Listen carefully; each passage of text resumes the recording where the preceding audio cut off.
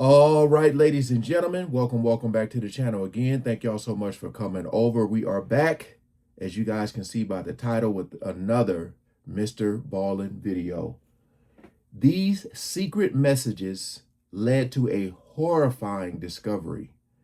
Brace yourselves. You know, this video isn't as long as the other one, but again, I try not to pause and interrupt unless I actually need to give my input. If I'm trying to make sure I heard or seen something correctly, but I will try to hold my thoughts to the end of the video. You can find the original in the description to check out more and even subscribe. So we ain't gonna waste no more time. Let's jump right into it. Today's story is about a church in Memphis that begins to experience very strange phenomena. Now, at first, church administrators believe that whatever's happening here is just a series of pranks, and basically everybody writes it off. Oh no. But one church staff decides to look more closely, and he discovers something much darker was going on there. But before we get into that story, if you're a fan of the strange, dark, and mysterious delivered in story format, then you've come to the right place, because that's all we do, and we upload once a week. So if that's of interest to you, for the next several days, sneak into the Like Button's kitchen after hours and add increasingly large portions of food that they hate to their fridge and their pantry. Also, please subscribe to our channel and turn on all notifications so you don't miss any of our weekly uploads. Okay, let's get into today's story. All right. Glad I'm watching this in the daytime.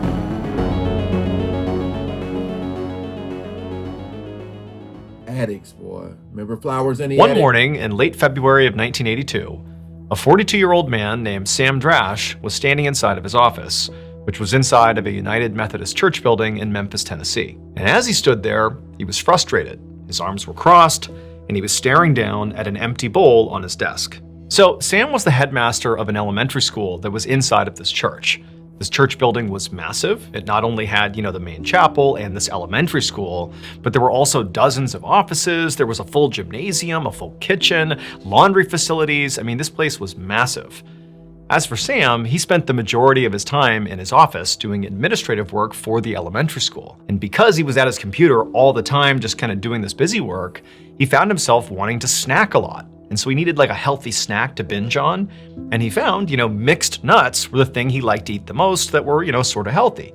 And so he always had this big bowl of mixed nuts on his desk that he always kept full. But this morning, when he walked into his office, this big bowl of mixed nuts was inexplicably empty. And he knew the night before he had filled the bowl up, and he didn't come in between last night and now, so, who ate the mixed nuts? And so feeling pretty annoyed, he's like, all right, somebody must have come in here and taken them. Okay, fine. And so he left his office and headed to the kitchen to get some more snacks. When Sam went inside the kitchen, he saw the church's cook was at the counter cutting vegetables.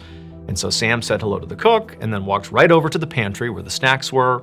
He opened it up and he looked at the shelf where the mixed nuts always were, and the entire container was gone. And in addition to that, Sam's scanning the other shelves and seeing that a lot of snacks that he knew were typically in this pantry were also gone. It was like someone had raided the entire pantry. And so Sam, he turns to the cook and goes, hey, was there like an event here last night where they would have handed out a lot of snacks? Because I feel like all the snacks are gone here. And the cook, who at that point was still chopping vegetables, he stopped, put the knife down, and he turned and looked at Sam and said, I'm glad somebody else has noticed this, because for the last month, food has been going missing for no reason. I don't understand what's happening here. The cook told Sam that at first, the food that was going missing was pretty minor. It was really just snacks and just here and there, not a big deal. But he said more and more lately, it wasn't just snacks going missing. It was actually stuff from the fridge.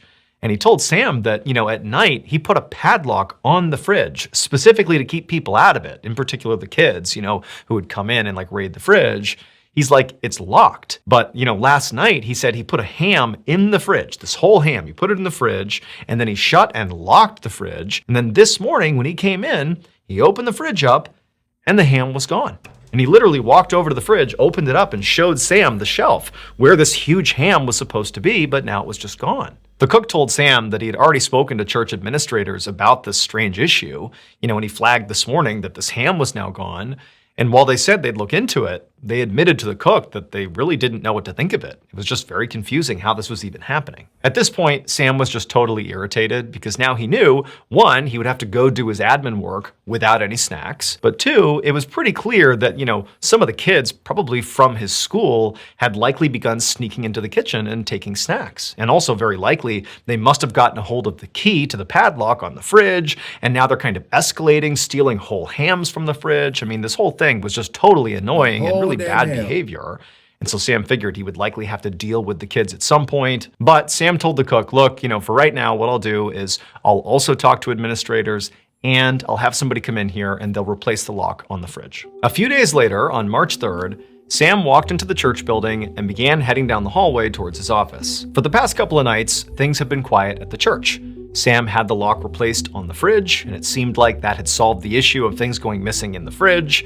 And also Sam had replaced his mixed nuts supply, and nobody had taken any. So it seemed like, whatever was going on, maybe there was a prankster or something that clearly, changing the locks and maybe putting some additional pressure on the church administrators to let people know to stop doing this had its effect, because things were back to normal. But as Sam was walking down the hallway, he passed by the kitchen, which was open, and as he passed by, the cook who was in there saw Sam and said, hey, come in here, I gotta show you something. And so Sam stopped, he goes into the kitchen, and the cook is standing by the fridge, and the fridge is open, and he can kind of see there's a look on the cook's face like, hey, you gotta see this. And so Sam kind of has a sense of where this is going. He walks over to the cook, and the cook points to an empty spot in the fridge. And he said, look, right there. There should have been several bottles of soda right there, and they're gone. And so Sam's like, okay, that's not good. Clearly this is still happening. But the cook is like, no, this is after the locks have been changed. There's only a handful of people that have access to the keys, and it's like church administrators who definitely would not be taking this soda. So I don't understand how this is even happening. And Sam's like, yeah, you're right. That does sort of change things. How is this happening? But before Sam could ask any follow-up questions, the cook was like, this isn't all either. This is just one thing I've noticed. The other thing that's going on now, ever since we changed the locks, is someone is also beginning to mess with my personal stuff. He told Sam that every day when he was done in the kitchen, when he would leave, he would always leave his work shoes and his apron in one spot in the kitchen. He would leave them right there, he would leave, and then the next morning when he would come back, his things would be right there, he'd put them back on, and he'd get to work. But ever since changing the locks, when he had come into the kitchen, his stuff would be moved. His shoes at one point were on the counter when he came in, and his apron was put somewhere else. But I mean, nobody was stealing from him. It was like they were just messing with him. And the cook said to Sam, I just don't get it. Why are they doing this? This can't be satisfying. They don't even see my reaction to this stuff. What are they doing just messing with my stuff? Sam was equally baffled by this. And he just told the cook, look, I'll talk to administrators again and see if there's anything we can do, change the locks again. I don't know, but I'll see if anybody can help us here because I really don't understand what's happening. And so Sam left the kitchen and headed down the hallway towards his office with the intent to go in there and write up a report about what had just happened and hand it over to the administrators. But when Sam walked into his office, he noticed there was something sitting right in the middle of his desk that had not been there the night before. Oh, snap. It looked like a paper towel. And so Sam, he walks up and he sees it is a paper towel, but there's a note scrawled on this paper towel, sort of like hectic, chaotic handwriting, like somebody was in a rush writing this note. And clearly they've left this note for him. And so he sits down at his desk and he begins to read the note, and it's totally upsetting. The note referenced the recent murder of this 15-year-old girl named Leslie Gaddis, who had been killed not far from the church in Memphis, Tennessee. This case was all over the news, and so Sam and basically everybody at the church had heard about it. And so he's seeing that the note is referencing this girl, but more than that, the note insinuated that there was something in the church's attic that would change everybody's understanding of this murder case. And so Sam's like, is this a prank? Like an awful prank? I mean, are the kids who are stealing food? He's been telling the story, and I kind of forgot the first glimpse of when the word said attic. I literally forgot. Oh my goodness, man. and messing with the cook's stuff? Are they also responsible for this? Sam's thinking, this murder case was all over the news. I mean, everybody, including the kids in this church, had heard about it. I mean, this girl had been abducted from her bedroom in the middle of the night. I mean, it was horrible. And he's thinking, maybe this really is a prank. But at the same time, Sam's thinking that if this note is true, that there is some horrible thing or some clue or evidence up in the attic that might be useful to police about this case, like, he had a responsibility to share it with the authorities. And so even though he knew he might be overreacting a little bit to this, he called the police and said, hey, you gotta come down here and look at this. And so sure enough, later that day, police showed up to the church, they met with Sam, they read the note, and they went into the attic. And they searched it extensively, but they didn't find anything connected to the Leslie Gaddis murder case. They didn't really find anything of note up there at all. They also searched the entire building, just in case, but there was nothing of note. And so the police told Sam that, look, your first instinct was probably right here, that this was likely a prank. Whoever was maybe messing with your kitchen food, and the cook very likely did this too, I don't know. But, if anything serious happens, about this case or anything else, don't hesitate to reach out, but this does not seem like a big deal. And so the police left, and Sam is just left in his office thinking, like, what do I do here? I mean, like, he didn't know who was messing with the stuff in the kitchen or the cook. He didn't know who had written this note, but it really started to seem like, somebody was up to something, or multiple people were, and he just wanted to understand why. Like, why is this happening? Got an ad coming. All right, guys, I just did something that I have literally never done before. Not on this YouTube channel, not on any of my podcasts, nowhere. Like, this is a brand new thing, new concept, okay? Now, normally when I, tell stories, it's just me alone talking to a camera or, on stage, but it's just me talking to you. That's the style. That's the Mr. Ballin style, has been for years. But today, it's all gonna change because I interviewed a guest. That's right, We have a new concept called Storytime with Mr. Ballin, where I sat down with the one and only Tom Segura, one of the hottest comedians in the world right now. He's got Netflix specials and shows, mega famous, super cool guy, and an amazing storyteller in his own right. And I talked to him not only about storytelling, but we swapped some stories. I actually told a story that's never been told before on any of our channels. It's really good. And it's just a fun new way of making content. So I think you're gonna love it. It's available right now.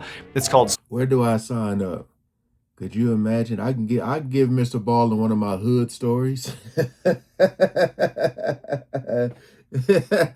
can give him a couple of hood stories. When I thought it was a time where I was watching, we were playing Resident Evil, the video game, me and my friend, so late. And one of my friends had to go home, and it was like a homeless man. And my friend thought it was a zombie, and he took off running, man. Oh, it was one of the funniest things ever. Oh, the way he was walking with the cart. Oh, my goodness. Storytime with Mr. Ballin. Let me know what you think. And if you guys enjoy it, I will interview more people and tell more stories like that. The video is live right now. Just click on the link in the description below and have a listen. Let us know what you think and tell us in the comments, because if people like this format, we'll keep doing it. Okay? Thank you very much. And now back to the story.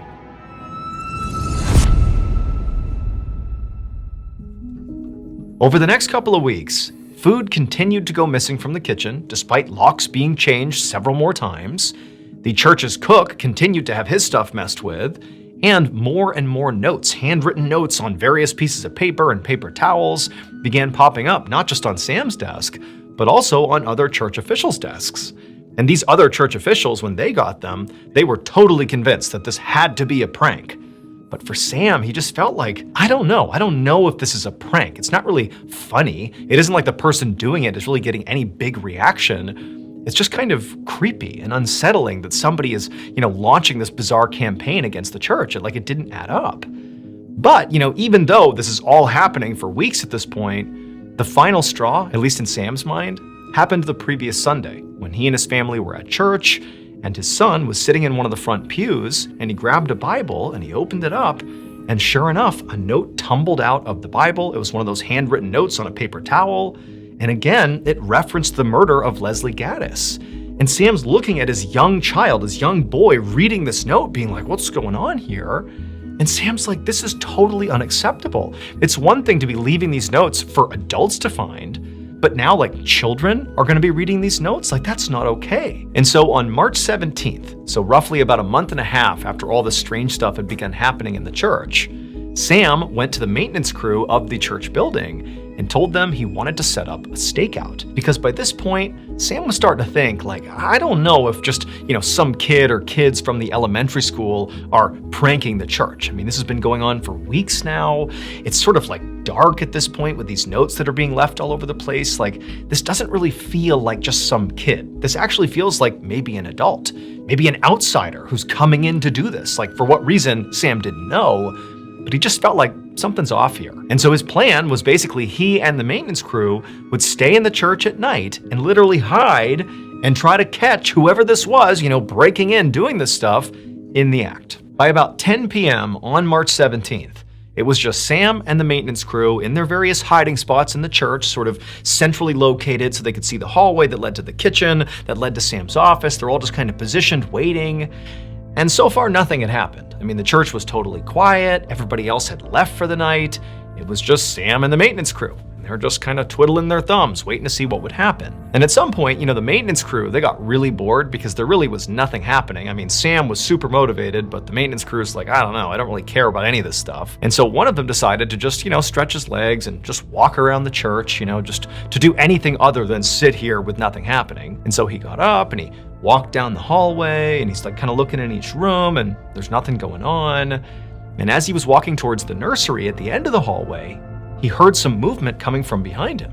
He turned around and he thought it was, one of the other maintenance workers or Sam, but no, he saw a light come on in the kitchen. So thinking, oh my goodness, maybe I've caught this person in the act. He charges down the hallway, he goes into the kitchen, and he can't believe what he sees. It would turn out everybody had it wrong about what happened to 15-year-old Leslie Gaddis. She really was, several months earlier, literally taken from her bedroom in the middle of the night, taken out of her house. But she wasn't murdered.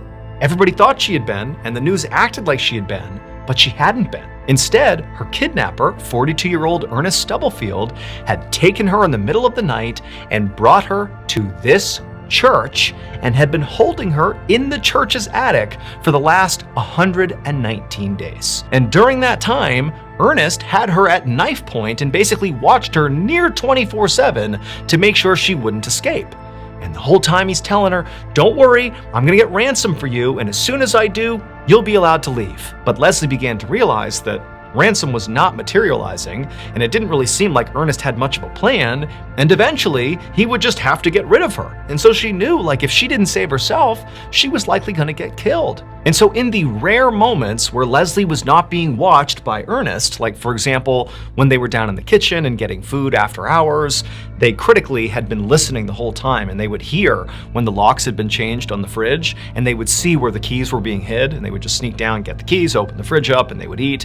Well, when they were doing that, Leslie made a point of not just taking a little food for she and Ernest, but she would take a ton of food, like way more than two people would need, and she would tell Ernest, oh, it's just because, it's more for us. Smart. Really what she was doing was trying her best to signal to the people in the church that something weird's going on here, huge portions of food are going missing, and then also she would, move around the cook's stuff, his shoes and his apron, and then in the very rare moments where she truly wasn't being watched, she would run off, grab a paper towel, and scrawl things like, my name is Leslie, I'm in the attic, and leave them on people's desks, hoping that that would finally get somebody's. So she got all these, and I know they had the pictures, but what a smart girl, man.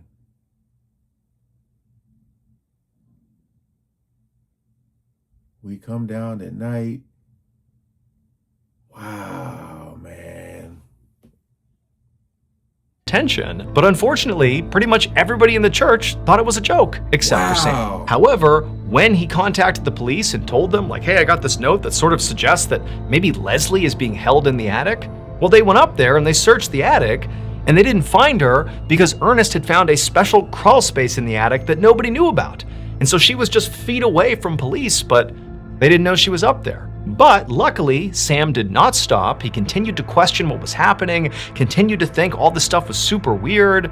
And so eventually he has this stakeout, and that maintenance worker, after being so bored, was doing his loop, saw the light come on in the kitchen, goes in the kitchen, and what does he see?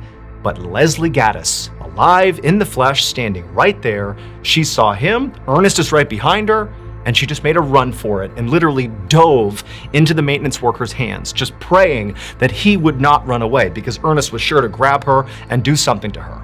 But the maintenance worker, he grabbed Leslie, Ernest took off running, and he would eventually be caught.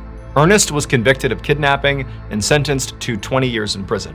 As for Leslie, she was hailed as a hero for saving herself, and she would go on to become a successful lawyer who would serve on the board of the Commission on Missing and Exploited Children. Wow.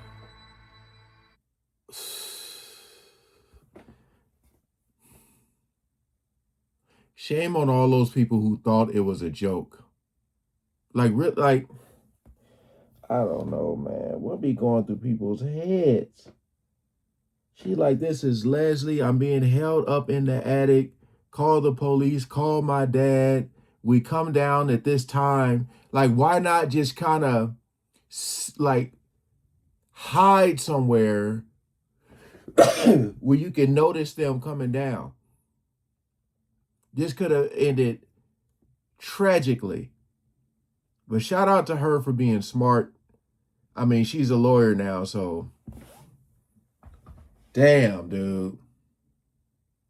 And then they searched the place, but not really search it because he found a special crawl place. I'm like, if he can find a crawl space, you should be able to find that too. Damn. They got lucky. She got lucky. She got very lucky, man.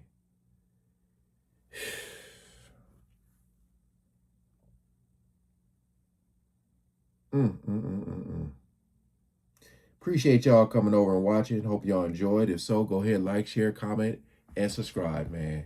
Peace out.